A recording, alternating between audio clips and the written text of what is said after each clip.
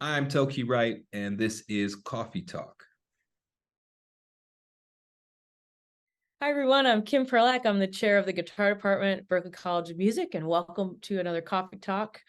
As usual, we're joined by Assistant Chair Sheryl Bailey. Hey, Sheryl. Hey everybody, we're doing this in the afternoon, so I'm hydrating. Water, water, water. That's smart. That's smart. I'm going for the coffee. I've got my guitar department mug, and I'm drinking the work study students' coffee, which is probably the strongest coffee I think I've ever had. And that's saying something. So it's like it stains the table strength. So because we're gonna have a long night over here. It's like performance jury time over here. So we're going for it. Also here with us as usual is Ben Cody, our senior coordinator at the department. Hey, Ben, Hello. you ready for tonight? Oh yeah, absolutely. It's exciting. And our special guest today is our friend, the chair of Pro Music, Toki Wright. Hey, Toki. How you doing? Thank you so much for being on a Coffee Talk with us. Of course, thank you for the invitation.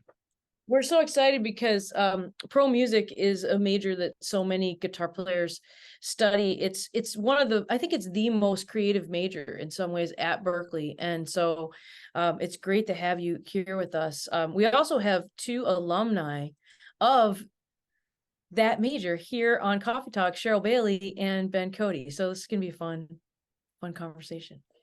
And it's going to be great because you've taken the department in such new directions based on your own experience. And so we're going to spend a lot of time talking about what you do. Okay. Artistic life. But the first thing people want to know, because of the name of the show, is do you drink coffee? And if you do, how do you take it? I just started drinking coffee maybe 5 years ago. I've been at the school about 5 years. Yeah, I hear you. Usually I'll take black coffee, 3 creams, and as much sugar until it starts tasting like soda, and then I know I've gone overboard. I do drink like chai latte. Is that considered a coffee? I love the chai latte. Yeah. Coffee-ish in the coffee It's family. coffee-ish. Yeah, for sure. For sure. So it did coincide with being here. Do you find a direct correlation, or is that just a Well, I've had coffee prior, but when I first moved here, I had a newborn baby, and so it was a lot of 1 hour commute to work, 8 hour workday, 1 hour commute home, and then here, take this baby. So like, long nights and early mornings, you need to have you know support. Yeah. Now, in your life before you were a father, you had a lot of late nights. So how did you manage that? Did you just have natural energy, or you're a natural night person to be in the studio or to be performing? Um, I would say I became a night person. It was so much a part of, it has been so much a part of recording culture, club culture. If I have to do a gig where the door's at 7 p.m., I'm more likely going on stage after 9 or 10. And then the club after the set, then you're working the merchandise table. Then after the merchandise table, there's the breakdown. And then after the breakdown, there's the travel home, and then the unload. And hopefully you get some sleep at some point. Okay, so there is even a lot in there that I wonder, as you're working with students who come into Berklee, do you find that it's a learning curve for people to sort of understand what you just said, that there's so many components Yeah. of a gig? And how do you manage like learning about all the components, and also even managing that part where it's night culture and yet you're at a school where you may have a class at 8 a.m. or 9 a.m. Like, how do you help people manage that? Yeah, I think it's how do you learn to structure your life? And I Mhm. think a lot of our students are on a spectrum of their involvement in music culture, music industry, where I have students that have and they're in their 30s and they've been out and about for long enough to know if this is where I want to be for my education, I may need to make some adjustments in my life as a professional performer.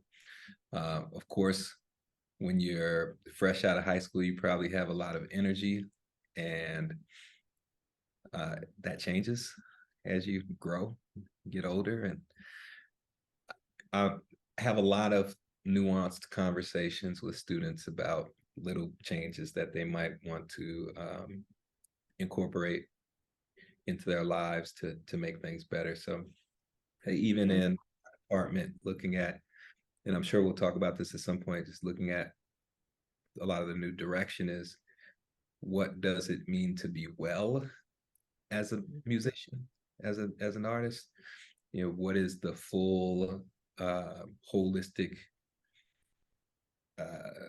combination of things that I need to do to make sure that I'm my best self and I present my best self at all times? And a big part of that is rest. That might mean, just because I want to take 7 nights worth of gigs, my body may not respond to that well. And if I'm dealing with it right now, physical issue. If my body shuts down on day 6 and I miss day 7, how does that? And then I'm out for 2 weeks. Should I have not thought about that on the front end and maybe not taken on more work than I could handle? I love that you said that, because I think one of the things we hear a lot, and I'm sure you hear a lot, are the students who are taking so many opportunities outside of school, and then they neglect school as though school itself is not a professional development opportunity. Right. And there was a student who came in today who had some requirement he had to sign up for in order to graduate, and he had missed it. And then he missed the second chance and came in. And I said, this is a really big deal. And he said, well, you have to understand, I had a gig and it was the greatest opportunity of my professional life.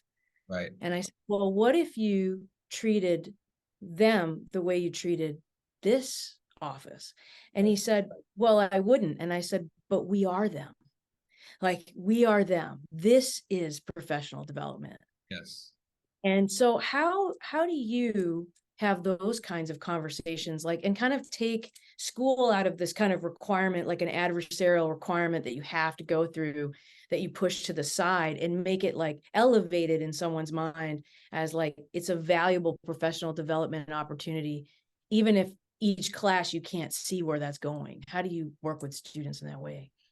I mean, I'm pretty blunt with students. I tell them, I would say, on the first day, I'll be very clear about letting me know where there might be conflicts in your schedule throughout the semester, and that you need to contact me on the front end so that we can try to mitigate whatever the situation is.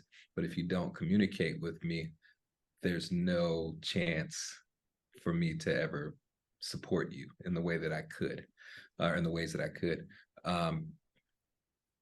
I also let them know that I'm getting paid anyway, whether you show up, whether you participate. I went through the process of becoming a professional musician. I am now. This is part of, what I do as a musician. I'm also an educator. But I showed up. And that's why I'm here. I showed up early, on time, and I stayed until after. And being clear with them that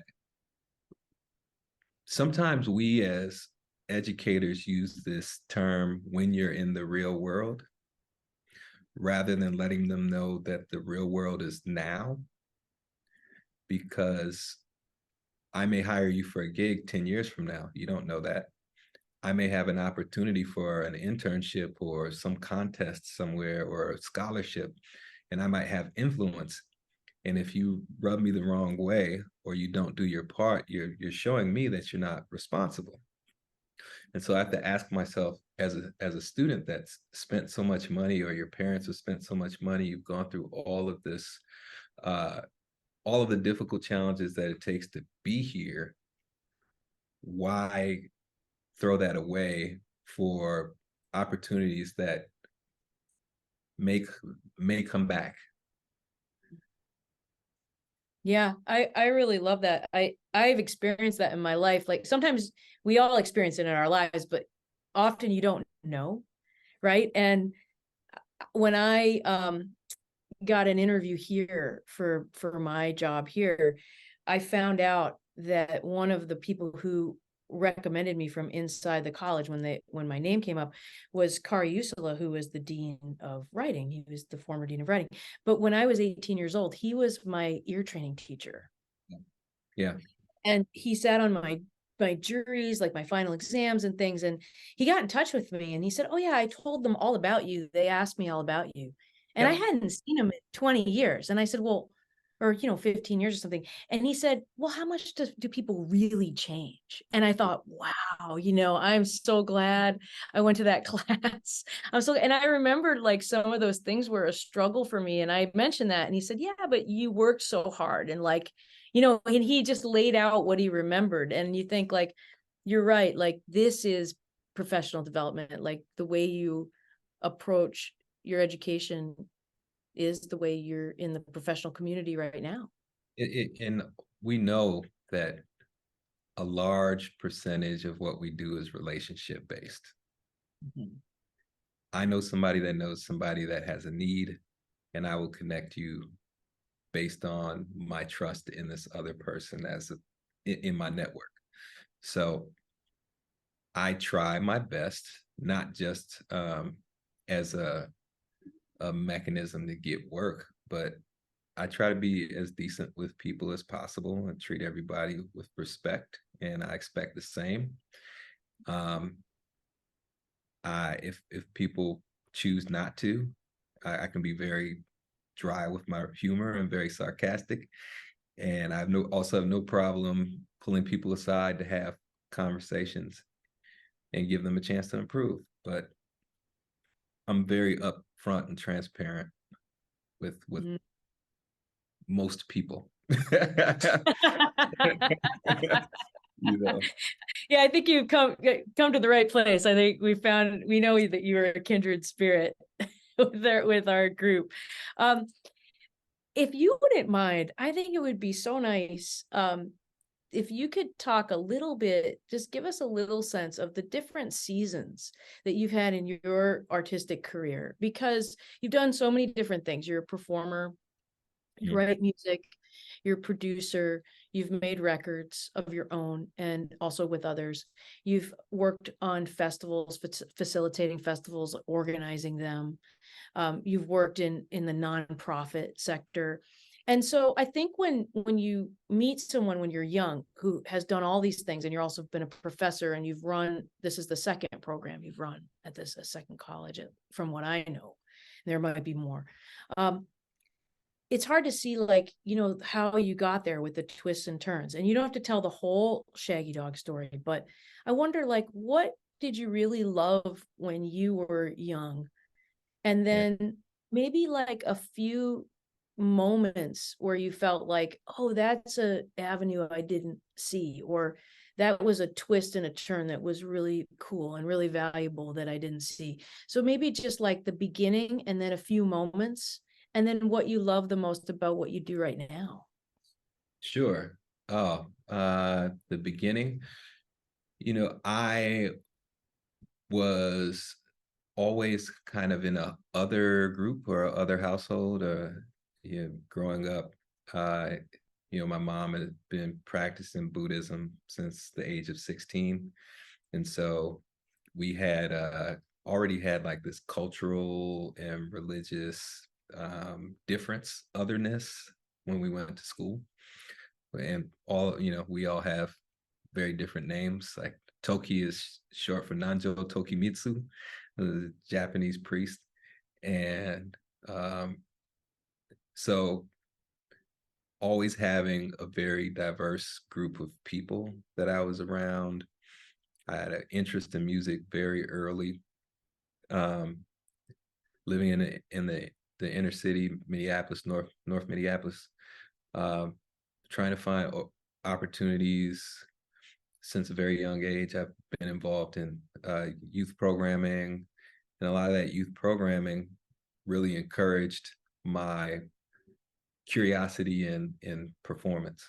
Um, there would be events that we would I've worked with run youth nonprofit organizations, I ran the mayor of Minneapolis's youth council at one point in time. And there were always these opportunities for performance. And if you make yourself, if you're present, more opportunities arise, which is a similar like through line to what I tell students in class. If you're not here, you're not going to get an opportunity. So that morphed into performing at a lot of different events, talent shows. And my first real event planning experience was in junior high school when my assistant principal told us that you can throw an event at the school, but all of the proceeds need to go back to another school event. And so I went to my assistant principal and I said, if I throw the talent show, can I use the money for prom? And she thought for a couple minutes and she said, sure, why not? So that was kind of my first opportunity throwing a gig. And after I graduated, I met with a very close friend of mine by the name of Larry Lucio. His dad actually happened to be my junior high school principal. We met in college and we started this organization called Amplified Life. And we do planning events, and we noticed that it was really difficult to get into the arts and cultures community as a new person. So what we did is we went around and gathered all of the events that were happening over the next couple of weeks, and we created an email list, and then we gathered people's email addresses, and we started a list, like a listserv. But we started to put our own events into the list. So not only will we show up at every event and take any opportunity to get on the microphone and perform, but we brought value. And that's why I always talk to students that nobody wants to put me on a show. Nobody wants to book a tour for me. I'm always asking, well, what do you have to offer? Like, can you put people in the room? Can you help someone in the next city get a gig in your city? What is your value to the people that you're trying to network and connect with? Yeah, and I ran a festival called the Twin Cities Celebration of Hip Hop for about 7 years, and went from we were doing monthly showcases with the organization called Yo the Movement that I executive directed, youth organizing, movement building. So we just recognized that hip hop culture, dance culture, civic engagement, like there are a lot of opportunities to organize young people around what they like. And we're doing monthly showcases at different venues in town for all ages crowds. And we would make sure that whatever proceeds were made, a percentage would go back into the promotion of the next event. And then the rest of the proceeds would be split between anyone helping perform or organize. So it's incentive. Outside of that, I got involved in, performing, touring. I had a hip hop group called The Core, and we did a lot of the opening act performances in Minnesota. So opening for everybody from LL Cool J, Ludacris, Ja Rule, Who were some people I opened up for back in the day? Um, Anybody that would come through town that was uh, moderately successful. We had some ins, and we were pretty popular, and we're voted onto all of these lists. And the more you do, the more people recognize you and call you for other opportunities. I always had it. I'm going outside. I'm breaking the timeline, but I ended up touring. I was a few people asked me to help them out on tour as either a supporting act or as a hype man. And so I became a hype man with a hip hop artist by the name of Brother Ali. And that eventually became a relationship with the record label Rhyme Savers Entertainment. And I toured, their biggest group is Atmosphere. And I toured with them for about 4 or 5 years. And so a few months out, a few months home, a few months out, weekends, and I always had an interest in radio, television. So I kind of pestered them for a while about getting a radio show, and because they had a radio show on a local station, KFAI. It never really happened. And then they were going to end the show, and I asked to fill their slot, and they didn't give it to me, but they said positive things about me, and I ended up running a radio program. It's still going, so it's been 10 years.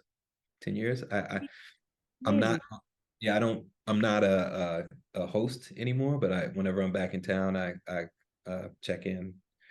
We started a multimedia company called Soul Tools Entertainment. Just presenting different forms of media. I've been throwing events since I was 15 years old. Everything from small festival to big festival to small venue events. Somewhere in there, I graduated from college and had my first child. That's the interesting thing about my experience is that, I had my first child at 20. So while all of this is happening, I still have to go home. And I Right. think that was a big part of my saving grace to have longevity was I had to be responsible for someone else besides myself.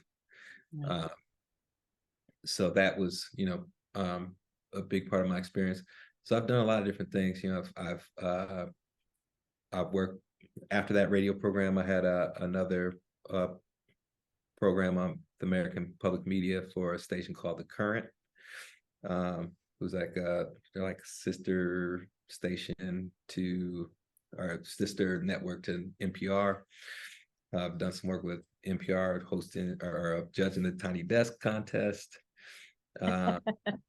I've been, performed Coachella, South by Southwest, Rock the Bells, a lot of festivals that I can't remember, North by Northeast and Halifax, like a lot of these festivals, and have had a lot of experience on both sides. Like currently I work with an organization called Boston Art Music and Soul Festival, BAMS Fest.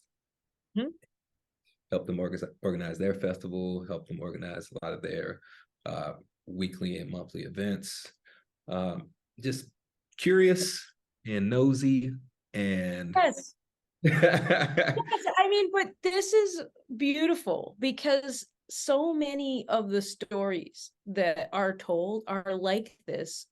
When you were without maybe knowing it, you were in a leadership mode, regardless of your role or your age. We've had so many interviews with people who are innovators or people, and then we say, like, when did you first think of playing the guitar that way? Or when did you first think about organizing something this way? And they would say, oh, I was 13 years old, or I was 11, or I was 15 years old, or, and that, I think, is such a beautiful point.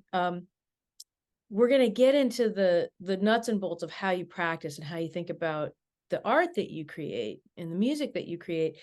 But I want to stay for a minute on this point of this beautiful story, which is that you really had the courage and the confidence, like, you put yourself out there, you led with curiosity, maybe even when you weren't confident. Yeah. And you built relationships and started seeing a need. Oh, they don't have this here, and we have this cool idea, and what if we built it?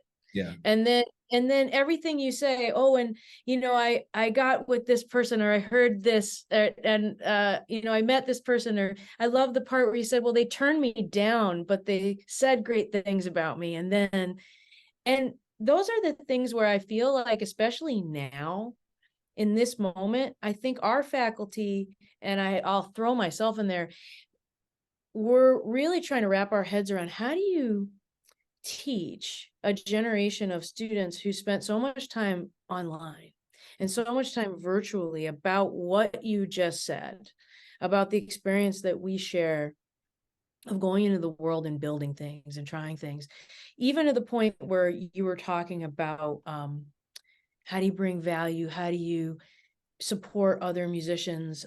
We had a student who came back and said, oh, I went to LA and I went to this show. And we're like, oh, who played guitar? Did you meet them? Like, did you? And they just went as a spectator. Like, they didn't see themselves as a professional and what that means. So do you have advice that you tend to give when you're helping people who have not been in that mindset since a younger age to start to think that way now? Yeah, and I think there's a difference in my generation and today's generation, and I have to be conscious of the differences and not judge how they go about organizing versus how I went about organizing as I was getting started. Because for me, I went to every show, try to meet every person I possibly could, and I just, at some point, my face was known as the guy that, oh, you were at the last thing. Oh, and then I would say, oh, well, give me some flyers. Like, I'll hand them out. And then people found value in me and they reached out to me for other things. I think the difference is the bar is very low for a lot of people to be heard now. So literally, I was watching, and I'm going to plug my computer in. I was watching a newer artist speak about how her first performance was at the O2 Arena and how nervous she was. And it was just like, matter of factly, this is my first show. And it was in front of over 10,000 people. And most people don't have that opportunity. It's like a 1 in a million. So finding your people is a big part of what we have to do as artists. Like, who do I gravitate to and who gravitates to me? And what makes up that culture? If you're not into drinking and doing drugs, there are probably some people that you don't want to hang out with. If you're not into nightlife, you're going to have to adjust where you present and how you present and who you present to. If you're like, well, I need to perform in front of a certain type of audience to feel authentic, well, you need to figure out how to cultivate that audience for authenticity. But at the same time, you don't push people away that gravitate to you. So how do I build a group of people that want to care about what I do? And I think there are a lot of resources out there, and there are a lot of there's a lot of information where you can learn how to get a show if you type it in. But there are nuanced things that you will never know unless you go through the process yourself. So I think I'm always thinking about what I do as community building. There's the internal community, like for instance, if I'm thinking about community building, one moment, I'm thinking about community building, sorry about that, as a chair of a department. I have to think of, well, what's the community in this office between me and the assistant chair and the department coordinator? What's the community between us and the faculty? And then out from there, I'm looking at what is the relationship with the division? What is the relationship with the other divisions? What is, and of course, students? And what is the relationship with the college and the city, the neighborhood around it, and then the neighborhood's relationship with the city, and the city's relationship with the state, and the state's, and where do I fit in that conversation?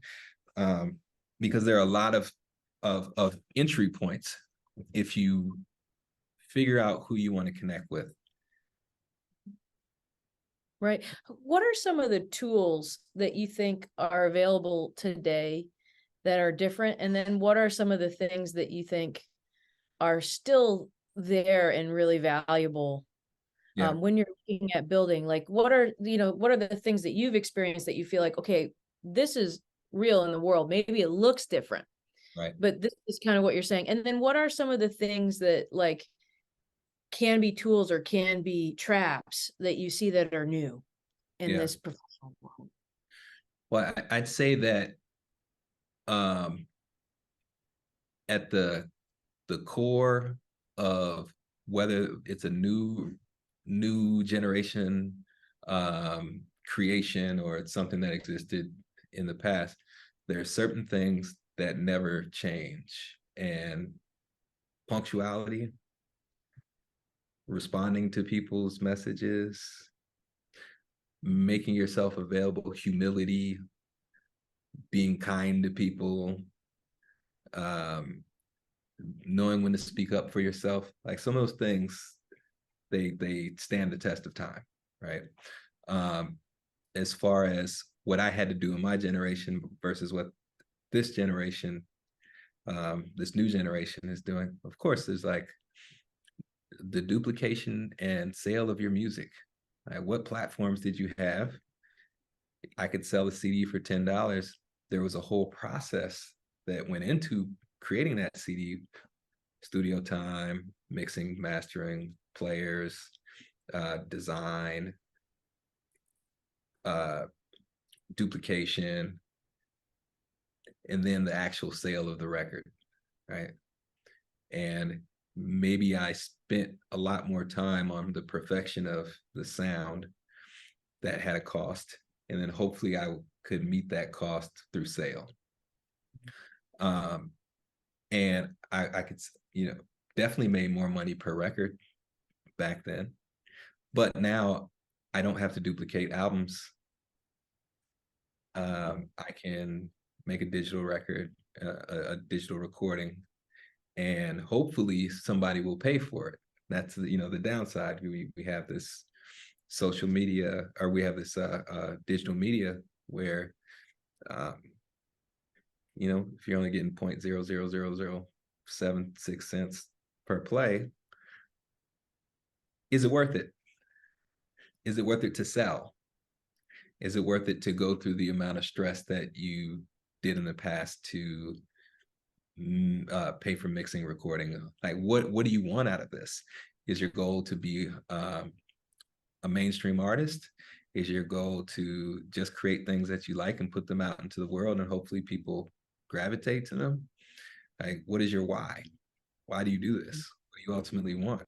What do you want to see? But what kind of impact do you want to have on people? How much can you do on your own? How much do you need to do? What do you have to outsource?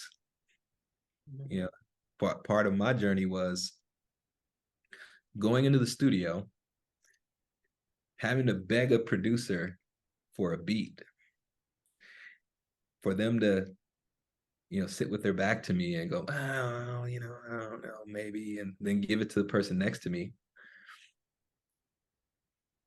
to the point where I had to learn how to make my own beats, but also understanding that, well, if my quality isn't there yet as a beat maker, I still need to, sometimes I need to not ask, and sometimes I need to pay. Right. And so what are the things that I need to pay for, and what are the things that I create on my own, and what are the things that that I can get for free or to barter. So I think there are way more artists out there, which means there are way more people to talk to in different communities around the world, but it's harder to sift through them and find out what's a good relationship. You know, I can tell that Cheryl's got a lot on her mind, but I want to ask one more question as a segue. And I want to ask, like, in the midst of all of this creative work that goes into everything you've talked about, how do you carve out the quiet creative time that's necessary for the art part of what you do? And what does that look like these days? Well, I can tell you, as someone that works a very long schedule, hard schedule here at this institution, that something has to take a back seat. And unfortunately, my artistry has taken a back seat because I'm worried about other people's artistry. And so I'm still in this process of finding this balance to be able to write. Like this past weekend, I wrote more than I wrote in the last 2 months. And part of that was because I pushed my body to the point where I got an injury, and the injury made me sit. And then in the process of sitting, I learned that all of the things that I had to do, I had to get done right now, they all could wait. So coming up with systems, a big part of what I'm working on right now is coming up with systems where I can do what I have to and do what I want to. And what does a day look like? What is the timeline for my day? What time do I wake up? What time do I go to sleep? What part of that day do I focus on this gig or this opportunity? What part do I have to focus on my time here? And trying to strike some sort of balance that allows for me to do the things that I know the things that I need to do for professionally, and the things that I need to do for my soul. Because if I don't write for 2 months, something feels left out. If I'm not, making some music or creating, I need an outlet, right? All work and no play, Jack makes Jack a dull boy. And a big part of that too, and the reason why maybe if I was in more of a corporate job doing investment banking and wasn't able to play, it probably would hurt that much more. But since I'm around music all the time, I still feel like I have value in this community of people. And so, but I know it's weird because it's like, yeah, I never want to be arrogant. I know I'd like to imagine none of us do, but I stopped going to concerts for a long time, just really started going again because I'll go and I'd be judgmental. I do that. I do that better than what I'm seeing right now. And I'm like giving them pointers in my head. And, a big part about musicianship is, especially as an independent artist, is your consistency. So I can say what I do all day, but if I'm not practicing my craft, I'm not practicing my instrument, if I'm not showing up in those venue spaces and places to be seen and heard, eventually the community shifts. The concert going community shifts within a matter of 3 or 4 years. You see major shifts in who goes to what, and unless you're consistently in the mix, you will walk into a venue 3 years later and not know anyone. Yeah. So I think there's a lot in there. I do have a new album that I'm mostly done with. And but even in that, I'm not in a rush. Like in a rush for what I want it to be. I want it to be. I want to have time to do it correctly, whatever that means. But even in that, I wonder if I have a copy here. I part of like this procrastination. I started doing this project back in like 2011, I want to say, called At the Speed of Life. And I was having this kind of brain freeze, there's another word for it, writer's block. I was having writer's block. And part of that was waiting for producers to produce things for me. And I somehow got it in my head that I would wake up every morning for 7 days straight while I was on a break. And I would I would listen to records, dig for a sample, produce a beat, write to the song, record it myself, mix it myself, design a cover, and put it out into the world the same day. And I did that for 7 days, and some of it sounded great and some of it sounded horrible.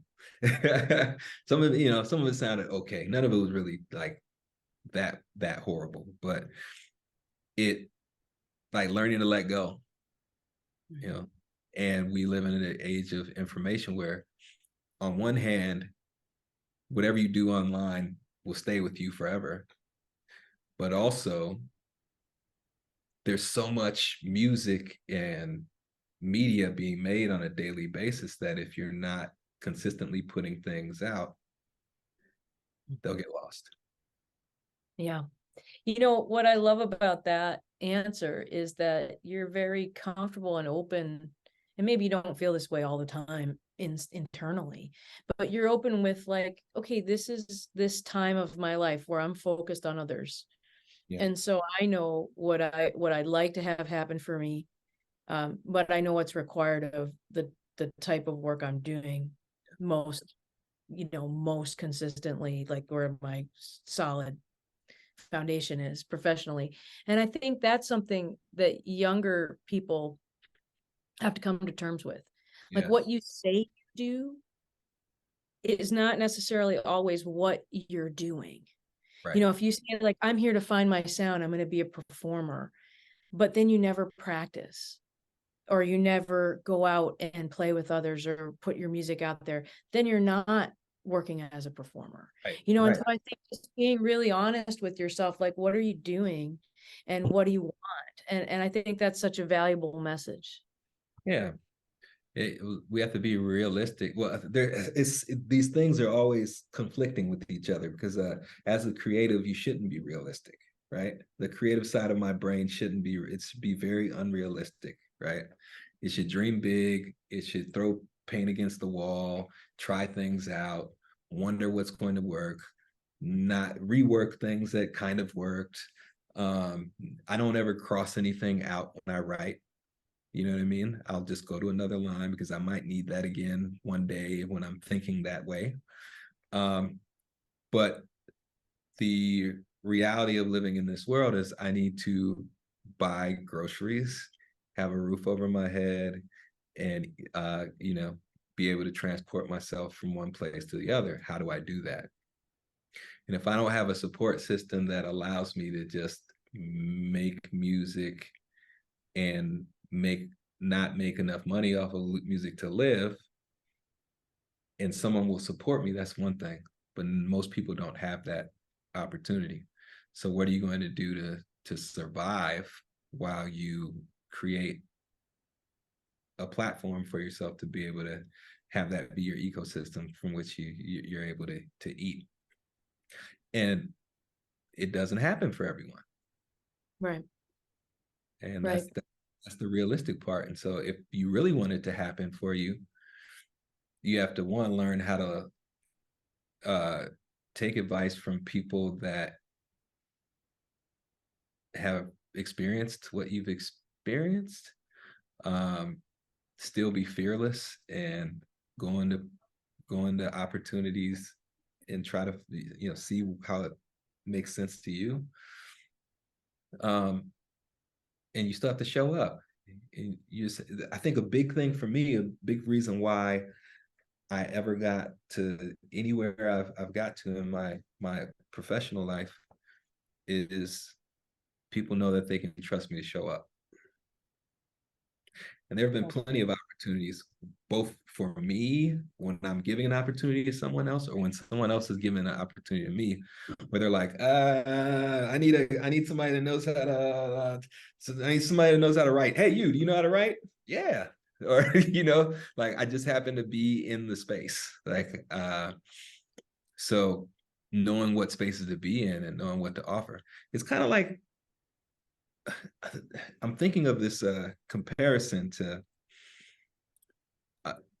there's this phrase, it's like, go where you're appreciated, not tolerated. So, Right. so if I'm developing a showcase or a tour with that same kind of mindset, I might bill myself as the hip hop act, have like an R&B soul, have something really experimental on this bill. And because if I have 4 hip hop acts on the same bill, you might be tolerating this other hip hop music until you get to me as a fan of mine or a supporter of mine. Whereas I might appreciate hearing something different leading up to me. So I don't know if that answers your question, but that's the rabbit hole I went down. I think it does. I think it does. And Sheryl, I'm kicking it over to you. What's on your mind at this point? Well, just that last little bit made me smile because this is kind of just a silly thing, but when you play a show and they have house music out in front before, and it would always drives me nuts if I'm gonna play a jazz gig or whatever, they're gonna play jazz guitar in front, like because then when I get on stage, they've been sitting there listening to that. Yeah. So when I used to work with this comedian, actually Leah Delarey, I'd always bring my Frank Zappa, and we'd play Frank Zappa up front. And then when we came on with the jazz show, everybody was like, "Oh, okay, I'm ready to focus on it." That's just a little detail, just thinking about and there's a thing, but there's a thin line there too, because I was organizing these shows in Boston on Boston Common over between May and the end of October, and the clientele was it was a beer garden, so the clientele was a lot of people leaving work that were from theater district in that area, and our show was the show I'm putting together is like soul, R&B, hip hop, a lot of that sound, but they're playing music that would not attract the crowd that is appreciating this stark contrast happening between 59 after the hour and 00, right? So it's like and I DJ too, so part of that is being able to blend genres well. And so I know if I'm blending, if I'm doing a show, and I want to have there be some continuum or some synergy, I want to keep things in the general BPM range, never to deviate more than 10 BPMs. I want to mix in key, so I don't want to have something come across way outside of the boundaries, unless it's intentional, right? And I want to be able to read the crowd. So, but there's also benefits to having this stark contrast, because it might be, I want the people in the first 5 rows to leave and make room for the people that are going to appreciate it. So I always call it being spatially aware, right? I think I try to be spatially aware in any music related professional situation. And I learned, spatial awareness. Real close brother of mine, friend of mine, is his dad owns a community health facility, boxing, martial arts. They also do we also do like writing and performance called Circle of Discipline in Minneapolis. And he always taught me about spatial awareness. He's a real tough guy. He trains boxers, and he'd have us up at 3 o'clock in the morning doing push-ups, totally unexpected all the time. But he always taught us to, when you come into a room, know where the exits are. Right? When you come into a room, see who's in the room. Right? Know what you're getting into. So if I'm walking into a venue, like I DJ this gig for Departure Arts a few weeks ago, and I see that the band before me is playing light rock. I'm going to DJ something in the family of light rock directly after it, and I will slowly transition into them listening to what I want them to listen to, which is me. So I think just having that spatial awareness. But then, there are also times where you're just like, I just want to shake the system up, and you just have to deal with whatever the consequences are of that. So.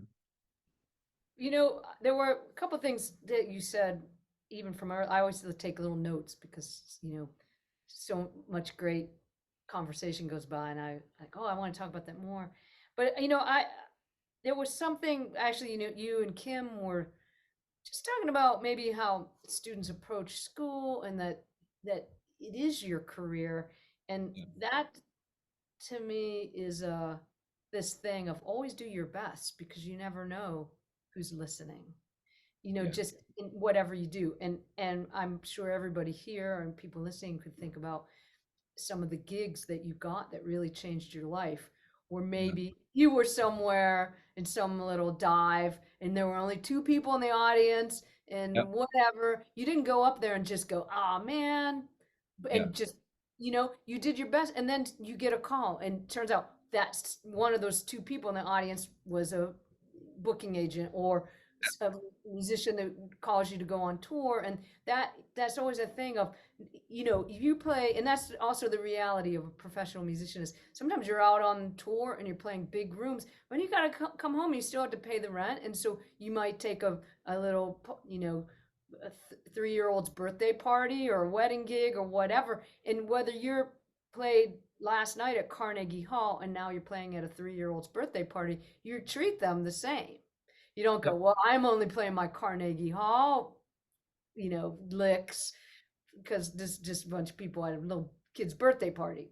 And that's the thing, is that's the true professional. That's the true, to me, the culture. And I came from a family of professional musicians, so that's how I grew up. What are you doing, Grandma? I'm going to a gig. Like, she's going to a gig, right? And it's like, okay, whatever the gig was, gonna go and play your best and do your best all the time. So these are old-fashioned things, even though the technology changes. And I think also, so there was that thing, but also that you were talking about some just real basic traditional values of connecting with others, and connecting with others in terms of service, connecting with others as, hey, I know this person that can help you and do that. Even whatever the technology, whether you're sending that information on social media or you're calling up somebody on a landline, that still stays the same. And we're talking about that here too, like in terms of performance, like playing your instrument or you're developing your musicianship has to be strong, because what are you going to sell on social media or whatever if that isn't there? What are you going to go in the studio and do if that isn't strong? So it was, it's great to hear that conversation. So I don't know, whatever you want to add into that or pick up on that. Well, I think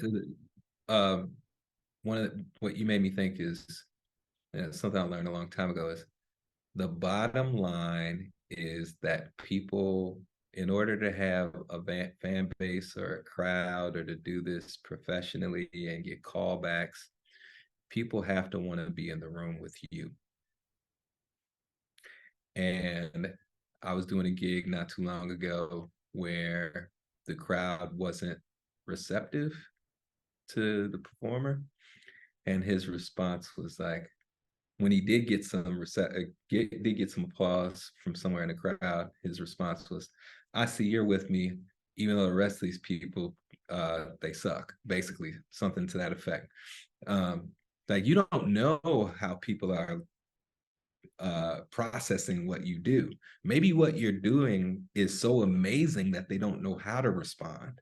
Maybe what you're doing is so different that they don't know how to respond. Maybe as a hip hop artist, I don't know how a classical, uh, classical piano crowd might respond to my music, or if if it was unexpected for me to be there. So I think it's important for me to always be professional, because that professionalism looks different in different places, but it always comes with promptness, and it always comes with uh, being easy to speak to. I remember a friend of mine who's a like world famous DJ. He said, it's not about the equipment. It's like, I could rock a party with 2 tape decks. It's about your rapport and your relationship and your communication. Like, there's a way to make things work. I always try to make the best out of a situation, as any situation that I'm in. So for me, it's like when I'm teaching classes, there's this course I used to teach that I know, after just seeing some younger artists perform recently, I'm like, yeah, I got to bring this back. It was a class called MC Techniques. How do I deal with being in front of a crowd of people? What do I do when the power goes out? What do I do when the music goes out? What do I do when I'm on stage and a lady walks on the stage and says, "I never heard Billie Holiday before. This is great." Do I turn to her and be a jerk, which I totally could do because you're invading my personal space? Or do I assess where I'm at in the room and how people might process music, that she may have thought that's okay, and just say something like nice to her and give her a thumbs up? That same person who's a real estate agent sent me a direct message a few days ago praising how I opened her mind to Billie Holiday, right? And there's no telling what that relationship might be. Maybe one day I need to buy a house. Who am I going to talk to? I don't throw away. I tried my best to not throw away any relationship. Like, everybody has value. And there's also, like, the need is different in different places. I'll stop there because I can go on down this whole other I think this is so great. I mean, because it's the need that's different, right? And also the requirements. Like, we get a lot of students like, I just want to be myself and I just want to sound like myself. And you can have yourself and your sound, but maybe there are things that you're not thinking about yet, or that people who are more experienced than you are pushing you to try new things that might end up being valuable. And also, certain situations might call for you to be yourself, but present differently by what you wear, by the way you speak to people, by, like, and those are things that are okay to know. And you don't give up yourself to succeed professionally by knowing these things that help you build community. Yeah, I think having knowledge, it's not necessarily about conforming to what everyone else wants of you, but it is about having the knowledge of the world that surrounds whatever your talent is. If I play guitar, like I might play guitar in a rock band, R&B band. I might play solo. I might do jazz. I might play in this Afrobeat band. I might play in this reggae band. Like, what is what am I gonna say? I don't like reggae, so I'm just not gonna do it. Well, that artist just sold out the arena down the street, and they really liked when you played. Are you gonna tell them no because that's not your style? Like, how are you cutting yourself off from opportunities by saying, I'm just going to do things one way, my way? You know, like I like experiment. I think the biggest thing that I like to, not the biggest, but one of the big things that I like to uh, express to the faculty is that we have to create space for people to fail with some safe guardrails, because your failure here with people that care about you is different than your failure out there with people that don't have to. So try it. Join that ensemble that you wouldn't normally join. Join that student club you wouldn't usually join. Take that opportunity that looks stupid, right? Because you never know what that might open you up to. I think some of the, I've performed for 10,000 people, and I've performed for 18 kindergartners and their parents in the back of the room with their arms crossed. I've performed for elders. I've performed for young people. I've performed for people that don't speak English, and I've performed for a crowd of people that don't want me there. Right? And what do? You make do. Like, this is your profession. Right. I think that's beautifully said. Ben, I think this sets you up perfectly. Ben has a question that he asks everyone. Take it, Ben. Yes, yeah. And this has been such an awesome and inspiring episode so far as for me personally, so I'm really excited to ask this just to hear your answer. But the question is, what is a question that you think students should be asking when they're first coming here that might not be something that they would think of on their own to ask? What is a question students coming to Berklee specifically should Yes, ask? yeah.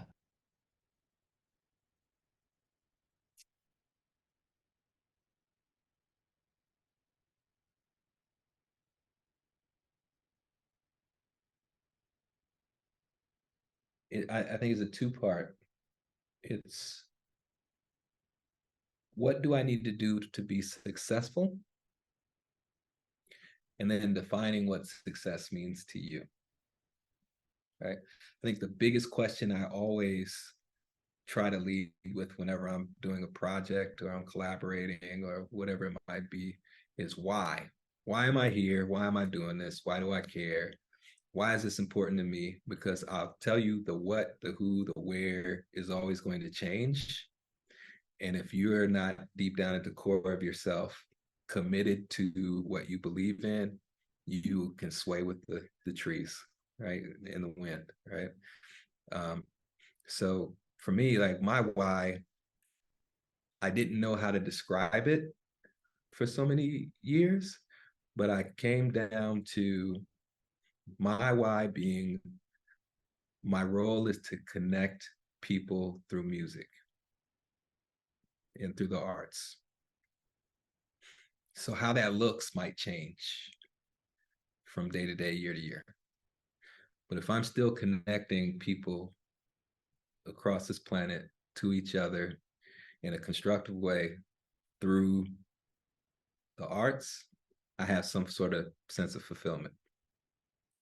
If all I could do all day is crunch numbers and be an investment banker, and I never had an opportunity to play for people or play something for people, I would be very disappointed. And so I think the key for any student is figure out why you do this. And if your why is I want to make a lot of money as an artist, okay, there's a lane for that. I'm not gonna criticize you for that, but I will pose more questions. Like, okay, well, at what point will what can people get you to do for money? And how might that go against your ethics and your moral code or whatever that is? But if I say all I really want to do is make money, okay, well, do you want people to enjoy being there? Do you want people to care? Do you want to make any changes in the world? Can you blend those questions with being successful as far as making money? So, or maybe your why is I just like to see people enjoy themselves, or the why is I just need to fight these demons in my head and get them out, and the way I do it is shred it. Like, you can have a reason, just makes you can have multiple reasons, and you can have a goal or a why that changes over time. My first why was I see other people that look like me putting their hands up in the air and telling a crowd full of people to put their hands in the air. I want to know, I want that much power. Like, I want to do that. Like, I want people to care about what I say, because I feel like nobody cares about what I say. And then when I finally got people to do that, I started asking more questions. Okay, well, what do I need to say? Well, why did they do that for me? And they didn't do it for me the last time. Well, this time you have a community of participation that actually cares that you're up there. And maybe it's because you built some relationship prior to getting on stage. Maybe it's because the music that you play resonates with them differently. Maybe it's because you're in a different kind of space and venue where putting your hands up is not embarrassing, right?